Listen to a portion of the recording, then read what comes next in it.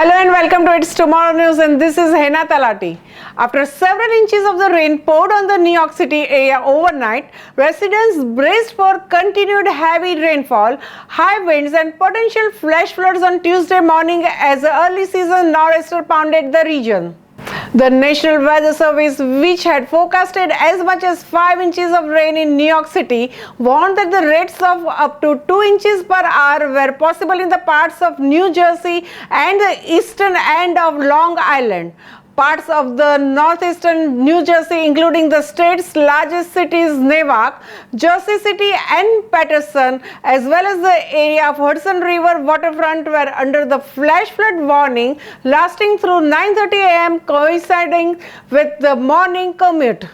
Several public school districts in those areas which saw massive flooding last month when the remnants of the Hurricane Ida dumped rain on the region and turned roads into the swirling rivers decided to close in anticipation of the storm. A meteorologist at the National Weather Service in New York said that forecasters were concerned about the flooding in northeastern New Jersey, where some of the rivers are starting to come over their banks. The Weather Service warned residents not to drive into the flooded roads and cautioned that the storm runoff would likely cause flooding in urban areas and low-lying spots. The sprawling nor'easter is anticipated to maneuver by the way of Japanese Massachusetts, together with the Boston and Cape Cod, bringing ferocious winds and drenching rains by way of the night hours and in a single day, and dumping as much as 4 inches of some areas. A flash flood watch was in effect for the bulk of the New York's area through 6 p.m. Tuesday. As of the 8 p.m., the Weather Service had recorded 2.38 inches of the rain in Central Park and about 1.75 inches at the city's 2 airports in Queens.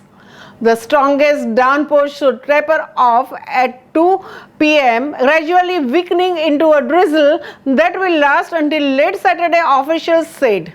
Still, some storm drains in Midtown Manhattan were straining to keep up with the heavy rains filling the streets, backing up at the corners and creating large puddles for pedestrians to navigate. Winds of up to 35 miles per hour with a gust reaching up to 60 miles per hour were expected across the coastal areas, including New York City, into Wednesday morning, raising the prospect of downed trees and power failures. City officials also advised residents of the basement apartments to be ready to move to a higher floor during the periods of heavy rain, and anyone living in the flood-prone areas to keep materials such as sandbags, plywood, plastic sheeting and lumber on the hand to protect their homes. Tens of thousands of the New Yorkers live in the basement units, many of them illegally converted and with just one way in or out. The threat these residents face when torrential rain causes sudden flooding was brought into the stark relief last month when rushing waters unleashed by the Ida killed 11 people, including a toddler and his parents, in the basement apartments.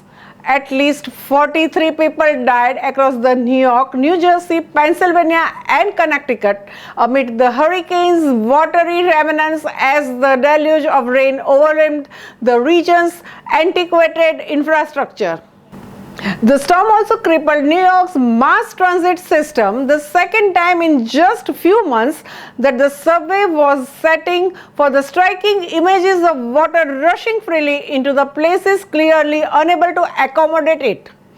That's all for now. For more news updates, stay tuned with us. It's Tomorrow News, Hena Talati.